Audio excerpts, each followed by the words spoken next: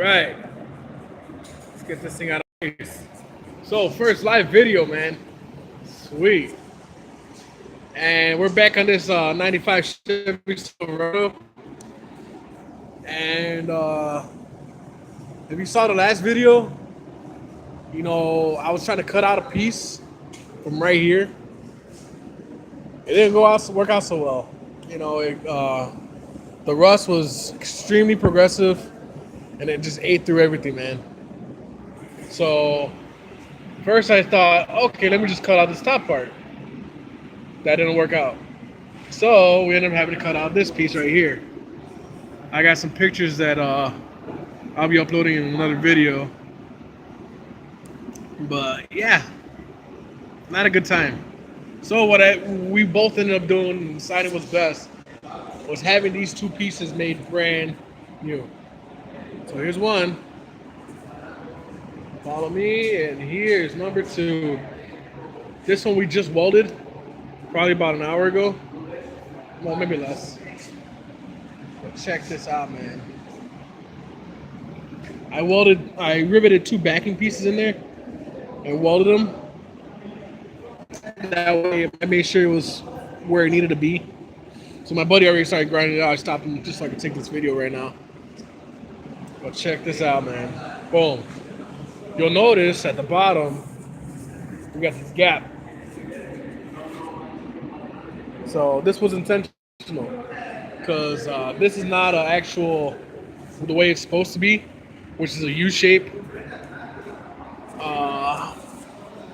We tried doing the U shape and it didn't work out so well. So we tried a few different ways. And it was just headache after headache after headache. And we started taking some advice, not bad too. And we came up with just the L shape or V, whatever you want to call it. So right here at the bottom, well, first of all, this bed is not made of metal. This is fiberglass. These gaps, what we're going to do is instead of making this body line, we're going to erase it completely. And we're going to fill all this up. And we'll shoot plastic flexible sealer inside of here. That'll help us with corrosion protection, and it also works as a body filler. So we're getting two birds with one stone, sort of speak, with that. And then these rivets right here, we're just gonna grind them off because the backing plate's welded, so we're not gonna need them. There's nothing to hold out. And yeah, we're just gonna weld up those holes real quick. It won't take up more than a couple of seconds to weld them. Boom. And then right here, I was gonna cut a piece and then weld it in there. But yeah, I just figured it'd be simpler to close it all up with some weld.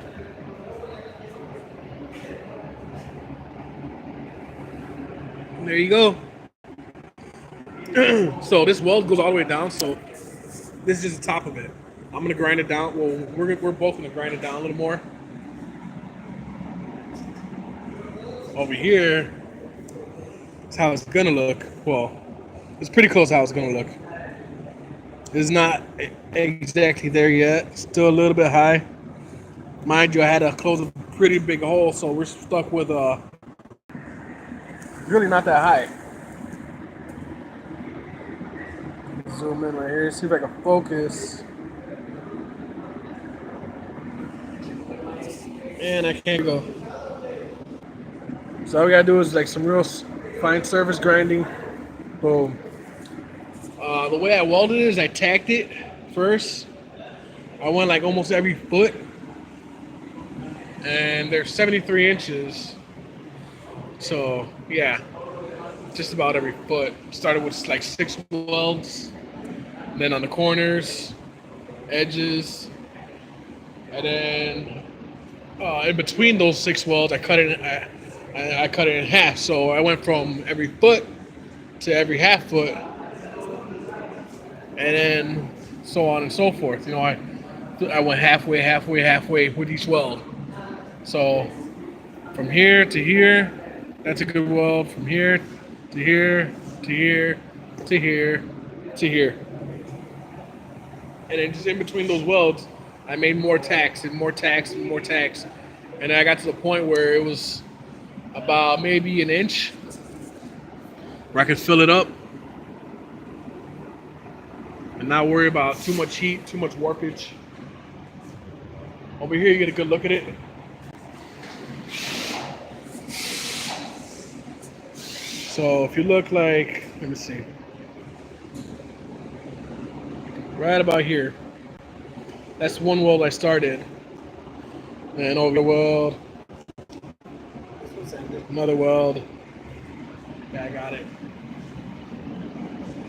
So that's about maybe an inch, half an inch, or about 3/4 of an inch, I want to say. And boom, boom, boom, boom, boom. So I would do it like 1 inch right here, then skip about 3 inches, come over here, 3 more inches, come over here, and then when I've gone all the way down the length, I'd come back to another inch from where I left off, and then where I left off here, and so on and so forth. But yeah, this came out pretty slick, man. If we look at the edge, it's just about where we need it to be. Just about there, man. My buddy in the background working. Let's see if we can get a better view over here. Got better lighting. Yeah, there we go. Boom. Boom. That's slick. So these ends right here, you know, they're rounded. We're gonna make them pointing, like the rest of the body. Just going down right here, and then this we're gonna keep it rounded. Remember, this is a bed top. I mean, a bed cover. I'm sorry. So you're really never gonna see this up here. This is all gonna be covered. All we needed was for it to be good right here. And yeah, there we go. So yeah, on the inside, like I said, we're gonna shoot some plastic seam sealer. Boom. And the good thing about this plastic, it's not even a seam sealer. It's a plastic repair kit. Is when you sand it, it's paintable to the point where it'll when you do put paint on it, it doesn't show too glossy like an actual seam sealer would. But yeah, it's pretty cool, man. And we'll get a video of that once that's all done. But yeah, we're gonna go ahead and finish grinding this. I'm gonna weld this top part right up here. Then we're gonna grind that down and shoot some seam sealer in here. It's gonna be fun.